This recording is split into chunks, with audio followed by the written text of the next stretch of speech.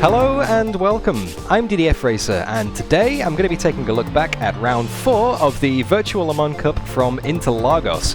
For those of you not familiar with the VLMC, it's an online sim racing championship for rFactor 2 consisting of 8 multi-class endurance races. In each race, both the GT3s and the faster LMP3 cars take part, each scoring their own results and points, but sharing the track at the same time. Now, throughout the course of the season, I've been driving the number 67 Aston Martin for Zansho as part of the GT3 class, but unfortunately due to other commitments, I wasn't actually able to take part in this event and had to sit it out. It's a bit of a shame because I'm a big fan of Interlagos. Thankfully, fellow commentator and sim racing veteran Lewis McGlade was on hand to take over my seat for this 2-hour race. And I'm pleased to say that Lewis is also joining me for today's video too. Lewis, great to have you here, mate. How are you? Oh yeah, I'm alright. It's going to be an interesting race, I think. How are you? Yeah, I'm not too bad. Like I said, I'm pretty sad to miss this one out, but you're a bit of a dab hand at this, mate. Not only are you obviously commentating in the VEC, you've done a few VEC rounds yourself in the past. I'm also correct in thinking you've won a couple of official series too along the way? Yeah, I've won the Simracing Club, I've won the V8 Supercars Championship, I've runner-up in VEC and LMP1. As well as like a few odd finishes that weren't rubbish across my sim racing career. One car that I've not really adapted well to is a GT though, so that's going to be interesting. By the sounds of it, it sounds like my car was in pretty safe hands for this one, but you say you've not had too much time to get up to speed. You obviously made it through the SRC Academy, even if you did take me off in the community event. Shush, it's fine. It's just, look, I'm just proving that the front bumper's going to have a bit of action in this one. You know, just showing the paintwork. It's all good. It was an interesting sort of time, but just got to keep it clean, keep it on the road. Yeah, of course, mate. It's all about consistency and staying out of trouble for these ones. But heading into this race, heading into Interlagos, how did you get up to speed with the car? I know you said you're not really familiar or comfortable with the GT3s, but you know, you've got a good team around you. What was the confidence like? Yeah, not too high, my confidence, but the team, I say, like having JJ doing a lot of the setup work with Nick Dealey, they built a car that was very, very quick. I wasn't quite as quick in it, naturally, but it is an incredibly fast car with a very nice sort of like comfortable setup on it, allowing you to catch the odd slide or two. Realistically, what were you looking to get out of the race? What kind of position would have been a good result for you, mate? What were you hoping for? Anything sort of higher than a top 10 was good. Anything lower than a top 10, I would have been disappointed. So, you know, starting from 13th was not really the best position, but yeah, you can build on it. So, aiming for the top 10. Fingers crossed we can get some points, mate. Well, should we go and have a look at the race then? Let's go for it. Okay, so starting in position 13, there is a little bit of a short run down to the first corner, so not much of a chance to set a move up, but you are directly behind Nick De Silva in the number 83 Speedy Mite. He did run into us in the previous race, ran into the back of me in that car, so Fernando Serrato in the number 99 Pushrod Racing is directly behind you, putting the pressure on. So just talk me through the first lap, the feelings here. How are you feeling, mate? How's the car going so far?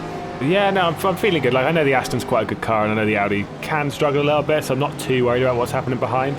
Nick De Silva up ahead. Maybe a little bit too quick for me. Yeah, well, I mean, obviously Serrato's got a running from behind now, and sending into turn 1, he sends it, but you're just there on the outside, holding the position, mate. Very defensive. Just keep the position. I mean, you're running over the curbs on T2 a little bit there. Losing a little bit of time on the run down to turn 4. I mean, Nick's going into the distance. You can see Serrato's tucking into the slipstream nicely there as we cut onto the rear camera of your car. He's going to the outside, but again, you're pretty good on the brakes there, mate, holding onto the position, but it looks like he's going to be all over you for a while. He's putting the pressure on, but out in the front of the GT3s, it's Arisi, our usual suspect in the number 87 Waveframe, holding P1 from Gianluca Di Matteo. Only a couple of seconds in it with our fellow Zansho teammate James Johnson in the number 62, a few more seconds back in third. Now, he is aiming to keep the slender championship lead he currently has, but he's going to have to make up a bit of time and get past Arisi to do that. And right up at the front of the field, Lazarus Philippakos is holding the lead once again in the number 10 Speedy Mite LMP3, with Timotej Andonovski in the number 33 Team Rookie Monsters in hot pursuit. Philippakos is hoping to make up for the incident at the previous round where he kind of got caught up in my screen freeze. But it's not without incident though, as Ryan Walker in the number 54 Satellite Aston loses it on the run into the finish line. Rather clumsy, parks the car in the middle of the circuit. The leaders of the LMP3 have to take avoiding action on the main straight. My goodness me. That was close. It's pretty close, but lap 4, it looks like Serrato's going for it again. He's got you into turn 1. You hold the outside, and you're still on the outside. You're not giving that position up easily, mate. Yeah, that's why you shouldn't ever rule anyone out. That's why. Oh, he's in an Audi. Don't rule it out. Well, like a decently timed cutback. He was very good on the brakes up into T1. Heavy on the brakes again down into T4. Just manages to hold on the inside there. Yeah, and even Osgo Benzi's in the number 78's catching up as well. He's in P15, you're in P13. But just up the road, De Silva is getting stuck into a nice battle with Jack Brown in the number 64 Seawolf Net Race Motorsport car. Now, obviously, this is slowing them down, and it could give you an opportunity to catch back up to them again. Yeah, I was seeing this all happening up ahead. It wasn't really my focus. I was just trying to keep an eye on what I was doing, which it wasn't going so well. Yeah, of course, you just got to run your own race and then wait for the positions to fall to you. But Jack Brown does get the move done on De Silva as we move on to lap 13 now. Now, Jack Brown is making a move on Johnny Piccolo in the number 69 Witchwood for P10, but tags him in the rear going through turn 2.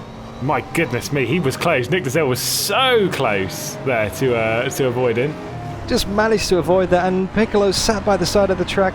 And let's have a look at the slow motion replay. You see he's turning in, he's got the outside line and just gets a little tap on the rear and sends him round. I think he was kind of picking a moderately aggressive line there. Yeah, you've got to either give him the space or close the door. You can't really go half and half because it always ends with incidents like this. And yeah, it's Nick De Silva so close there just not to get tangled up. I think there was contact. I think that's what saved the Seawolf there. There was a little brush.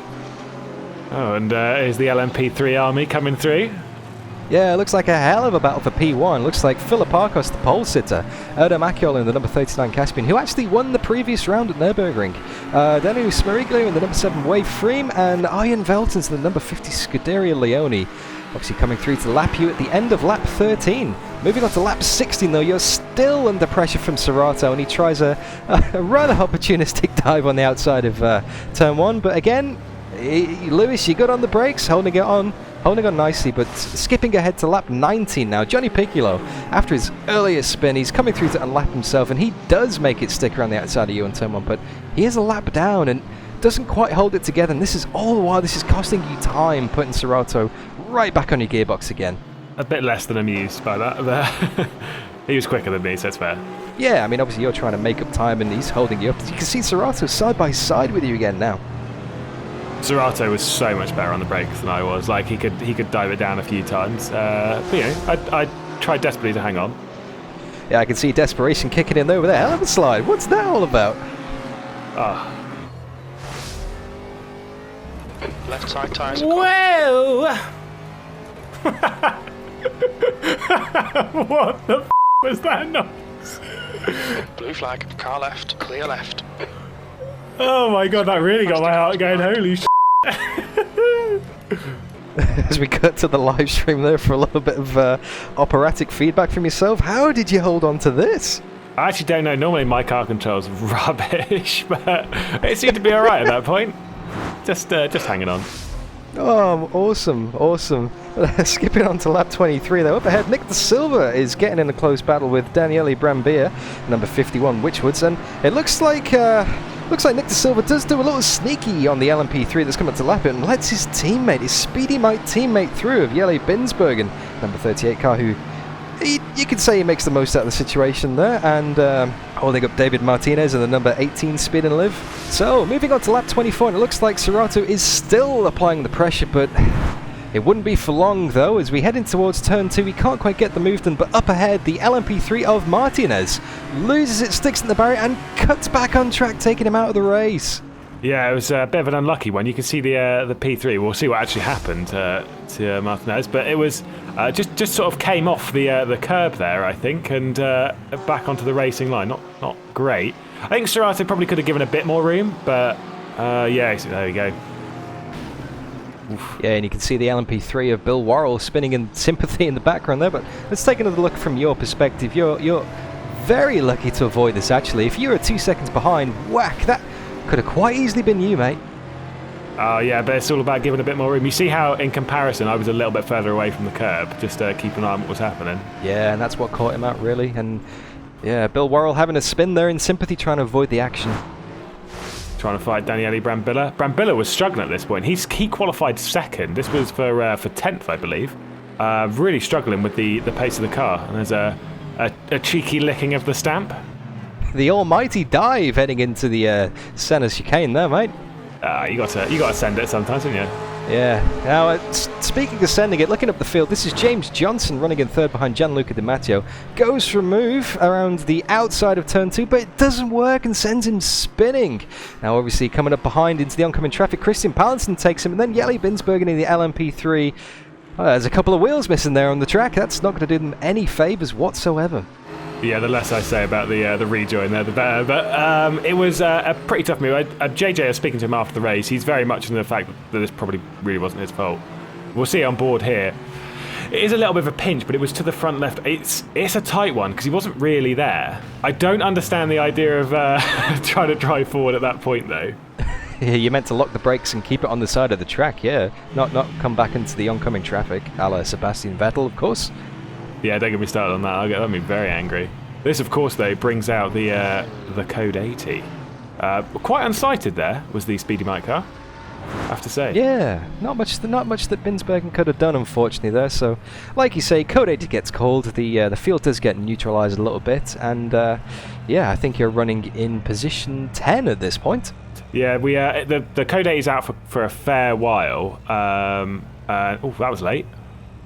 I was a bit late into the pit lane there. Yeah, Mantis Rakers deciding to take a gamble coming in on the Code 80 and the number 73 Team Rookie Monsters. The idea to come into the pit lane at this point, it is too early, in my opinion. Like, it is close, but an hour and 10 is just a little bit too tight. Yeah, of course, it was going to be touch and go, even with fuel saving, to make it to the end of the race at this point. But the reality is that no other GT3s actually pitted, and heading on to lap 31, the Code 80 is called green, and away we go! Now, obviously, Rekus is still serving his pit stop here, so that moves you up to 8th. But Brambilla is behind you. I mean, you do pull away relatively easy and start building a gap, but it's not going to be easy from this point on. Yeah, we got past Piccolo on that restart as well, just behind him. I think he held Brambilla up a little bit, which just gave us a little bit more room. Yeah, but more dramas up the field though as Philip Arcos in the LMP3, the race leader from early on, runs a solid 4th position. Drama strikes, looks like to be some kind of technical problem, some kind of disconnect which puts him out of the race. That's terrible luck. So, moving on to lap 38, and it looks like Matthew de Krop in the number 76 One Move Esports, who surprisingly hasn't DNF'd in this race yet, makes a move on Christian Pallinson for the final podium spot in GT3. Now, of course, de Krop had retired early on in each of the previous rounds, so it'll be pretty interesting to see if he can make it to the end, but his pace is encouraging so far. But meanwhile, out in the lead, it's Wave Freem in P1 in both classes, with Arisi in GT3 by about 10 seconds from JJ in our Zansho number 62 car, and Danilo Smeriglio leading the way in LMP3 from Iron Veltons, also by about 10 seconds. Yeah, pretty impressive domination. It's always good when you've got a team that's that strong and you're a part of it. One team who are having a few issues though is Speedy Might, as Andy Dixie comes round turn 8 and pops it into first gear and also pops the engine. It's, you would have thought these cars would have a bit more downshift protection than that, hey? Yeah, no, I thought the engines were a bit stronger than that. Like, I never had an engine blowout in practice at all, so it was a bit of a surprise. Yeah, a bit of bad luck there, hey. But this is you coming into the pits to take on some fuel. Obviously, the Code 80 was not convenient. It looks like you missed your spot there, hey. I believe you caught that. Oh my god. Nothing escapes me, mate. Just spraying a little bit too late. Missed my box. I think I only cost like a second or two in the end. Yeah, in the grand scheme of things, you got 2 hours to make up for it, but lap 40 and you come back out in P16. You are one of the first people to stop in this race, so P16 isn't really representative of where you'd finish, but it's going to work itself out over the next few laps. But because Rakes did pit under the Code 80, he now finds himself cycling all the way to the lead of the GT3s, and a healthy lead as well, over half a minute ahead of Lorenzo Risu, who had been dominating up to this point. Could he make it to the end without another stop? No, I think it's too tight. I think he would need a little bit of fuel. Like, it was tight for us even from lap 40, and I was pretty decent on fuel. Moving on to lap 44 though, and Bill Worrell is fighting back from his earlier spin, but has a moment of his own coming through Ferradura and misses the barrier slightly. But even more strangely, Andonovski has an almost identical moment and crashes into the side of him. A completely unrelated incident. The championship leader taken out of the race there. Let's have a watch on board from Bill. He just goes in too hard into turn 6. You know, he's recovering it and then he's facing the wrong way. Along comes Andonovski, loses the rear, snaps back, and ping! It's bowling. I mean, Andonovski, if Bill Worrell wasn't there, he was hitting the barrier. He was going really, really quickly. So Bill Worrell, to be fair, is just really unlucky to be in that position. Yeah, wrong time, wrong spot, but both cars do have heavy damage. This would put Andonovski out of the race, but Bill would keep going. So, moving on to lap 46, and Olivier Fortin, our Zansho teammate, now does the customary turn 1 dive up the inside to claim P5 from Christian Pallenson. Zanshos are now currently running in position 3 with JJ, P5 with Olivier, and, well, somehow you found yourself up to P9. Yeah, I really don't know how. I've only ever taken one person, which is Brambilla, so I don't quite know how I've gone +4 after the pit stop. We've got Mazzetti directly behind as well, so this is actually for position. Although I'm kind of not sure on whether he has to stop again. What I do know is he's a lot quicker than me, so I'm kind of not really intending to fight this one too hard. Yeah, he's been putting the pressure on for quite a few laps, and he does make a dive into T1, which sadly does bump you back down to position 10. But yeah, like you say, he does look like he had the speed. He's been all over your bumper in the last few laps. So back down to P10, but not for long, because later in the lap it looks like Jack Brown in the number 64 Seawolf Net Race Motorsport car has to make a pit stop, and well, straight back up to P9 you go. Yeah, aiming for the top 10. I'm not too disappointed to drop position. No, of course not, mate. Of course not. Eyes forward. Speaking of forward, there's a very impressive move in the LMP3 battle for third as Luca Burke in the Speedy Mite takes it around the outside of Ruben Correa Alves in the number 43 Scuderia Leone. Now, Luca has been on the podium in every single race so far this season, and looks like he's set to continue now that Andonovski is out of the race. But moving on to lap 58, it looks like you've been caught napping in traffic slightly as the LMP3 of Mike McGear goes past. Brambilla sneaks one back up the inside of turn 1 and gets you back for the cheeky dive you sent on him earlier in the race. I knew he was coming back. I even said it on my stream that I knew Brambilla was going to come back at some point, because even when I got by him, he was quicker. Whoa, yeah, I got quite out with that one. I remember that. Whoops. This is who is it? Bill Worrell. Yeah, I just caught out on the brakes. Yeah, Bill Worrell just putting the anchors on in turn 4 there slightly. That's just using the front bumper like we said we were going to do. Strategy confirmed. Moving on to lap 68 though, it turns out that Mantis Rakers can't make it to the end of the race. With only about 15 minutes left to go, he does have to come in for a splash and dash, which hands the lead of the GT3s back to Arisi. So moving on to lap 73, and it looks like he's starting to unlock some pace in the car in the closing stage of the race here, catching right back up to Mazzetti for P9, although a slight wiggly moment through turn 4 there.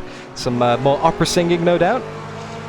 Slightly less operatic, that one, but yeah, we'll keep an eye on the back of him. This is where I was very much focused on trying to get through, and P3 getting by as well, and then he decides to come straight down the pit lane, giving us the position. Wasn't too sure if he needed to pit again, but obviously struggling and getting back on with it. Yeah, it turns out it wasn't actually for fuel, it was for a drive-through. He didn't actually stop at all, just came straight through the pits. And someone else coming into the pits is Matthew de Kropp. With only minutes left to go, he is short on fuel. He was on course for his first points of the season, but now he's going to have considerably less as he comes in from 4th in GT3s. But let's have a look on board. Complete disregard for the pit lane entry and complete disregard for the pit lane speed limit. He's doing 140 coming into the box. Be interested to see what the race stewards make of that. Well, definitely get a penalty from that, which if he doesn't serve before the end of the race, it'll turn it to a time penalty, which will be applied after the race. So, costly mistake. This is Pallenson running out of fuel. Final lap of the race. Who's that coming up in the distance? I think it might be. It could well be. It is. It's me. Getting P7 on the line. I mean, you're a little bit surprised to see that. Let's cut into the stream footage. Yeah, Pallenson's going to hang on. That's fine. Oh? No, it's fine. Oh, Sorry. 7th position. 7? Finish. Good result, mate. Well done. How the did I get 7? I know I was 9th. Yeah, you could hear the engine spluttering as it came over the line, trying to coax it, but you managed to get him by 0.417 seconds. Incredible as we look at the slow-mo of you guys going over the finish line there. Just shows it's just never over until it's over. Yeah, I was coasting over the last lap. It's a good job I didn't drop off any more speed. As soon as I saw him struggling, I was like, oh, I should probably pick this up a bit. But out in front, it looks like Waveframe have got enough time to do a formation finish as they cross the line in slow motion. Well, they weren't slow motion in the race because they ended up P1 in GT3s and LMP3s. Arisi taking the win in GT3s and Smariglio in the LMP3. So that pretty much wraps up the race then. Thoughts on the proceedings today? Still not a fan of GTs. That one's still not covered. Sorry, but it was a fun event. You know, it was something interesting to do, something a bit different. I've not really tried playing about in traffic that way as in a GT car around LMP3s firing through. So a bit interesting. Some good racing throughout. Some tight racing, but it was good fun actually. So yeah, would you do us the honours and give us a quick rundown of the race results then? Yeah, we'll take a look at the standings, or the race results rather, and it's interesting to see that whilst Team Rookie Monsters 33 had a bit of an issue through the race, who could take advantage and move their way up the order. Waveframe Esports with Smariglio takes victory from Scuderia Leone's number 50 car. Velton's behind the wheel of that one, and Speedy Mike Racing's Luca Burke, important to know, was in third position, and that nets them the championship lead. So impressive stuff for them. Of course, some retirements down in that category, including Antonovsky, who did actually score some points through this race because he did pass the limit of the point score, so still gets some on the board, which is very good. Of course, Falapakos as well out of the race, so unfortunately some retirements in that category. In GT3, Waveframe Esports, Risi winning in that one once again. Super dominant in this championship, of course not winning back in Imola, but 3 wins to his name across the season so far. Zansho's JJ, our boy, in 62nd position. Team Rookie Monsters in third. Fortan gets in 4th position, and then we managed to sneak across the line in 7th somehow. Don't actually know how, but a pretty good result really. Yeah, stonking result, mate. Like you said, you just got your head down and kept on going. It seemed like you didn't overtake anyone on track, but went from 13th to 7th. That's awesome. Awesome result, mate. You got some very solid points. Speaking of points, how did the championship settle down now? Yeah, so Speedy Mike, as we said, Luca Burke, number 5, takes over the LMP3 lead by 10 points over Team Rookie Monsters. With those 7 points, does still manage to hang on to second position in LMP3. And then the number 39, Caspian, victory back in Nürburgring, just manages to hang on to 3rd position on 77 points, just ahead of the race winner from this one. So things are tightening up in LMP3. Speaking of tightening up, GT3, there is only 3 points separating the championship lead. Waveframe Esports, of course, that won by Arisi, just 3 points clear of JJ, who drops back into a second position in the championship. These two are way, way, way clear of anyone else. Speedy Mike Racing is the one that's in 3rd position at the moment, a solid 42 points back, which is a crazy gap. Shows how dominant those two have been. The Zansho boys, 57, that's Olivier's car, that's in 5th position, and then me and you, well, I'm going to say we now, we are in 8th position at the moment, which after a couple of incidents in Nürburgring and Imola that kind of a bit out of your control, it's good to get back on the board well, and you can move up in the championship, surely. Come on. Oh, well, fingers crossed, yeah. that's the plan. I mean, it just begs to wonder where we could be in the standings if it wasn't for those technical difficulties. But, you know, 14 points is a solid haul of points to add to the ones we had so far. Like you say, we're on 40 points, miles behind the 2 leaders, but it looks like 3rd position could be up for grabs. Yeah, make sure you tune in for the next race at Sebring, which is on the 22nd of February, race starting at 3 PM GMT. Now, of course, I will be returning to the car and live streaming the whole thing. Yeah, I'll be there to watch it. Don't you worry, Dan. It'll be a good race, I'm sure. Maybe I'll sneak into someone else's car. We'll see. Yeah, if I can't race with you, I'll be racing against you, mate. But obviously, if people aren't too keen on watching my stream, they can of course tune into the SRC YouTube channel where the broadcast will be on. I don't think you'll be in the commentary booth for that one. No, I won't. But I think you and O'Leary and that lot will be in it. It's, nice production value on the broadcast, of course, trying to keep everyone informed as to what's going on. Of course, Virtual Endurance Championship as well. Me and you will be heading up the final couple of hours at São Paulo. That's in a week's time from now. Yeah, 8th of February, I believe. Yeah, I'm looking forward to that, mate. Looking forward to joining you in the commentary booth for Interlagos for the big boys when they go racing in the 8 hours of Interlagos. But yeah, in all seriousness, I just want to say thank you again for stepping in this race, joining me in this video, and just taking over my car and getting some solid points on the board, mate. It's been absolutely fantastic to have you, and thanks for coming along and doing this video as well. No worries, it's been a pleasure, mate. It's been a pleasure. Always a pleasure. And obviously thank you to everyone watching this video as well. If you enjoyed, then please leave the video a like and share your thoughts in the comments. Also, make sure you subscribe and press that notification bell so that you don't miss the next race. I'll see you all then.